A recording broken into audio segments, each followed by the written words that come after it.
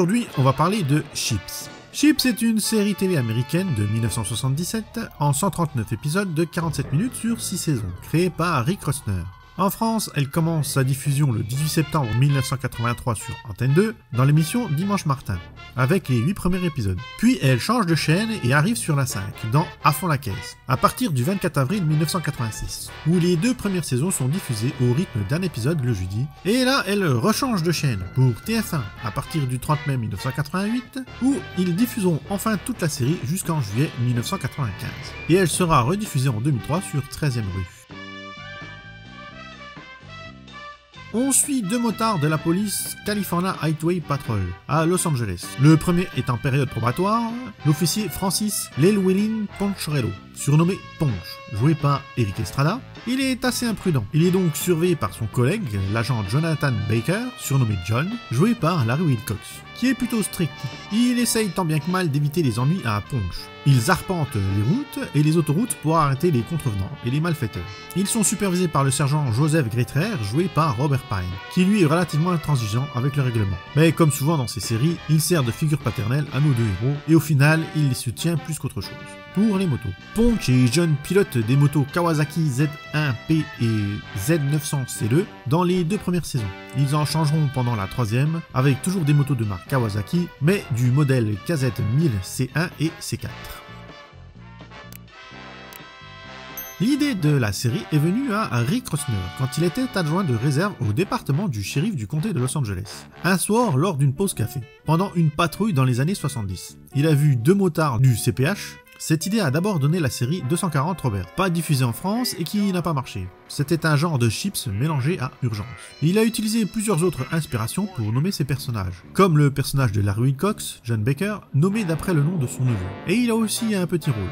On peut le voir dans le tout premier épisode où il se fait arrêter par John et Ponch, alors qu'il fait du vélo au milieu de la route. Il y a aussi le personnage joué par Robert Pine, qui tire son nom d'après un ami d'université de Rick Rosner, joué Greitrer. Et la femme du sergent Greitrer, Betty, est jouée par Gwen Wilford, qui est la vraie femme de Robert Pine. J'espère que vous avez compris. À la base, pour le rôle de Ponch, la production cherchait un acteur italo-américain. D'ailleurs, il ne s'appelait pas encore Poncherello, mais Poncherelli. Ils l'ont changé après avoir pris Eric Estrada, et pour bien incarner son personnage d'officier de patrouille, il a suivi une formation à la California Highway Patrol Academy. Il a aussi dû passer son permis moto avec des cours accélérés en 8 semaines. Et c'est seulement en 2007 qu'on a appris, lors d'un tournage d'une émission de télé, Back to the Grind, qu'il n'avait pas réussi à obtenir son permis moto à temps. Il a raté 3 fois l'examen, et il a donc fait tous les débuts de la série sans son permis moto. Le nom de la série Chips a été modifié du vrai mot d'argot Chippies, qui était très peu utilisé. C'est un mot qui venait des années 50 pour parler des motards de la police. Mais la chaîne de télé ne voulait pas l'utiliser. Et évidemment, il est revenu à la mode à cause de la série. La série a pris une grosse liberté avec la réalité des officiers de Californie. En vrai, ils sont toujours seuls. Là, la série brode l'histoire que Ponch est en période probatoire pour justifier qu'ils soient 2. Mais une fois la période terminée, ils continueront à être 2 et la série ne le justifiera pas. Et d'ailleurs, plus personne ne le mentionnera. Et un autre petit détail sur l'équipement n'est pas conforme. On voit une petite pochette triangulaire dans le dos qui est plus ou moins dissimulée par les étuis qu'ils ont à leur ceinture. En fait, à l'intérieur, il y a les batteries de leur micro qui servent à enregistrer leur dialogue. Je pense que seuls les vrais agents ont dû remarquer ce genre de petits détails.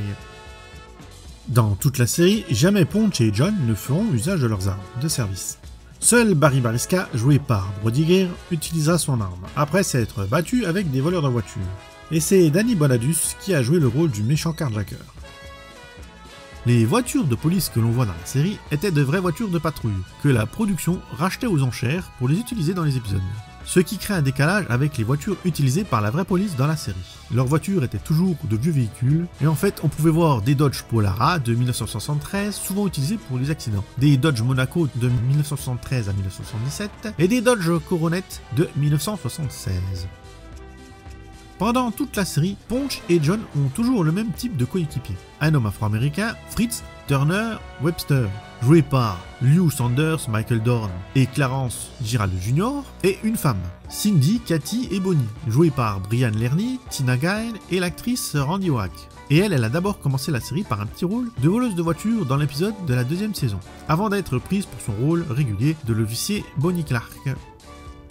Pour tourner les scènes sur les autoroutes, la production a utilisé des parties terminées d'autoroutes en construction et pas encore ouvertes au public, les obligeant à changer 4 fois de lieu de tournage tout au long de la série, toutes autour de la Californie. Je ne détaille pas quelles autoroutes, c'est un peu rébarbatif et ça nous parlera pas vu qu'on ne les connaît pas plus que ça. Mais si vous aimez la précision, les détails seront en description.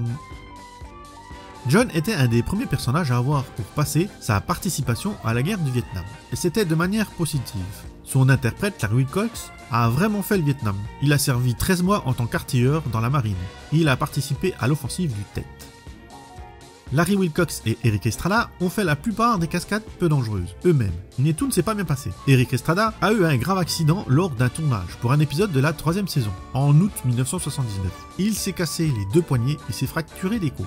Ça n'a pas arrêté l'acteur pour autant. L'accident a été intégré à la série et il a tourné des épisodes depuis son vrai lit d'hôpital, jusqu'à son rétablissement. Pendant la saison 5, Erik Estrada s'est mis en grève à cause d'un problème de salaire dû au changement de chaîne. Il a été absent pendant 7 épisodes. Il sera remplacé par Bruce Jenner qui jouait le rôle de l'officier Steve McLeish. Pendant cette période, ils n'ont pas modifié le générique, laissant Estrada comme si tout était normal. Bruce Jenner était crédité en tant que star invité. Et Estrada et Wilcox ne s'entendaient pas du tout. De nombreuses disputes éclataient fréquemment entre eux. Cette situation a fait partir Wilcox de la série. Il a dit par la suite que c'était Estrada qui l'avait fait virer de la série, car il voulait être la star, et que les producteurs préféraient garder Estrada, car il était plus apprécié du public, et que ce serait plus simple de faire la saison 6 avec lui. Dans la série, il est juste expliqué que John Baker est retourné dans le Wyoming. Il a été remplacé par Tom Reilly, qui jouait Bob, dit Bobby Nelson. Mais Estrada ne s'entendait pas mieux avec lui. Tom Reilly, lui, s'est fait arrêter en possession de drogue pendant la saison 6. La California Highway Patrol n'a pas apprécié, et ils ont menacé de révoquer l'utilisation des badges et des images à cause de la mauvaise publicité que l'acteur renvoyait à travers la série. Du coup, Tom Reilly a vu son rôle diminuer au maximum, pour laisser place à Bruce Penhall, qui jouait son frère, Bruce Nelson. Ce dernier, Bruce Penhall, était champion du monde de moto Speedway. Ça a été intégré à l'histoire de son personnage, ils ont même utilisé des images d'une de ses compétitions de vitesse de 1982. Et il n'y a pas que Wilcox qui a quitté la série avant la dernière saison. Michael Dorn, Brody Greer et Randy Wax, qui jouaient Turner, Mariska et Bonnie, ont aussi été supprimés, sans raison évoquée, ni dans la série ni aux spectateurs. La série aurait dû avoir une saison 7, mais sans Erik Estrada, qui voulait la quitter. Le rôle principal aurait été pris par Bruce Jenner, mais vu que les audiences de la saison 6 étaient en chute libre, ils ont tout annulé. Donc pas de saison 7, et de toute façon, elle a encore plus bidé sans le duo principal, ça n'a plus aucun intérêt de regarder cette série. Estrada a repris son rôle en 1992 pour faire des pubs pour la chaîne de restaurants Taco Bell. Il a fait 2 spots que vous voyez à l'écran.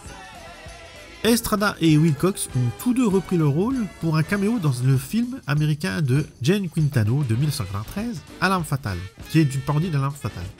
En 2014, on les voit parodier dans le film Disney Plane. Estrada viendra prêter sa voix pour ce petit caméo en image de synthèse. Et encore en 2014, Estrada refait une pub où il reprend son rôle de Ponche pour Radio Shack, des magasins spécialisés dans l'équipement sono. Dans cette pub, il y a aussi plein d'autres icônes du ciné et des séries. Liste des guest stars qui sont passés dans la série, et aussi des stars à devenir qui ont fait leur début. Alors attention pour la prononciation des noms, on va bien rigoler, il y en a pas mal. Alors, Danny Bonadus, Edward James Olmos, Julie Cobb, David Spielberg, Nita Talbot, Robbie Rist, Michelle Pfeiffer, Ed Harris, Kelly Preston, Soleil Moonfry, Bryan Cranston, Miguel Ferrer, David Caruso, Phyllis Diller, Milton Berle, Larry Storch, Elvira, Ed McMahon, Régis Philibin, Richard Simons, Leigh Garrett, Rick Springfield, Sonny Bono, Larry Linville, Don Moss, Cindy Williams, Christopher Kings, Tina Lewis et Jim Backus.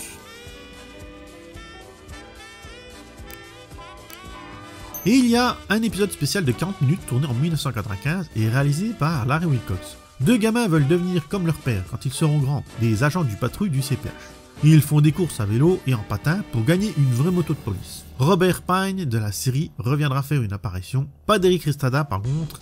D'autres stars, d'autres séries et films participent à ce spécial. Puis il y a eu un téléfilm, Chips 99, réalisé par John Cassar. Et comme son nom l'indique pas, il est sorti en 1998. Et là, il est vraiment basé sur la série originale. C'est la suite quoi. Ponch est de retour au CHP et vient pour aider son ami John à enquêter sur divers vols de voitures. Plusieurs acteurs reprennent leur rôle avec des grades supérieurs. Et Wilcox et Estrada sont à l'affiche, ce qui suppose qu'ils se sont enfin réconciliés. Il n'est pas disponible en français, comme l'épisode spécial. Par contre, dans ce Chips 99, on peut voir la voiture rouge qui servira pour le film de K2000, La Nouvelle Arme.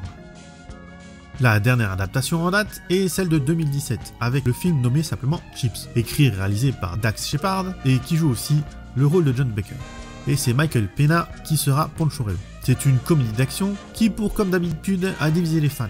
Ils ont changé le passé des persos avec des histoires de flics véreux et de FBI infiltrés, donc loin du quotidien plus réaliste qui était montré dans la série originale. Mais moi, perso, j'ai aimé ce film. On peut aussi trouver une adaptation BD dessinée par Jim Bakey pour le magazine Look In. Je crois pas qu'elle soit en français. Si vous avez l'info, les coms sont là pour ça. Chez nos amis anglais, 4 annuels ont été publiés avec des photos, des interviews et plein d'autres infos sur la série. C'est sorti entre 80 et 83, produit par World International Publishing. Et évidemment, pas disponible en français. Pour les jouets, là, il y avait le choix. Des figurines de chez Mego, des véhicules faits par Imperial Toys, des tricycles pour des enfants, des t-shirts, des mugs, les costumes et plein d'objets. La série ayant eu du succès, le merchandising a bien fonctionné. Je vous mets quelques photos pour vous montrer tout ça.